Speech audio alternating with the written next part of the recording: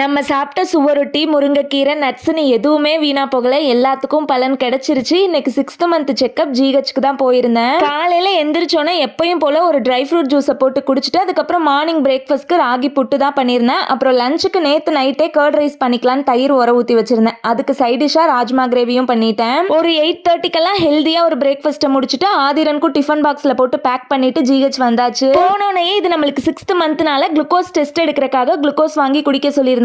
So லேபுக்கு போயிட்டு ஒரு பேக்கெட் வாங்கிட்டு வந்துட்டேன். எப்பவுமே பாத்தீங்கன்னா இந்த குளுக்கோஸ் பேக்கெட்டோட ஒரு யூஸ் அண்ட் த்ரோ கப்பும் கொடுப்பாங்க வாட்டர் கலந்து குடிக்கிறதுக்கு. பட் இப்போ வந்து ஒரு பீக்கர்ல 300 mlக்கு கரெக்டா ரெட் கலர் மார்க் போட்டு வச்சிருந்தாங்க. நம்ம அந்த மார்க் அளவு தண்ணி ஊற்றி ஒரு குளுக்கோஸ் பேக்கெட்டை ஃபுல்லா கலந்து குடிச்சிடணும். ஒரு 1/4 மணி நேரம் போராட்டத்துக்கு பிறகு கஷ்டப்பட்டு குடிச்சிட்டேன். குடிச்சிட்டு ஒரு 2 ஹவர்ஸ்க்கு அப்புறம் போய் பிளட்டையும் கொடுத்துட்டு ஈகரா ரிசல்ட்டுக்காக வெயிட் பண்ணிட்டு இருந்தேன். சுகர் எவ்வளவு வருமோன்ற கவலை எல்லாம் இல்ல, பட் ஹீமோகுளோபின் எவ்வளவு இருக்குன்னு தான். சுகர் வந்துட்டு 102 இருந்துச்சு, நார்மல் தான். ஹீமோகுளோபின் வந்து 12 வந்துருச்சு. அப்பா பார்த்துட்டு எனக்கு அவ்வளோ சந்தோஷம். ஆரம்பத்தில் எங்கே விட்டனோ கடைசியில் அதையே கஷ்டப்பட்டு பிடிச்சிட்டேன். அவ்வளோதான், ஹாப்பியாக வீட்டுக்கு வந்தாச்சு.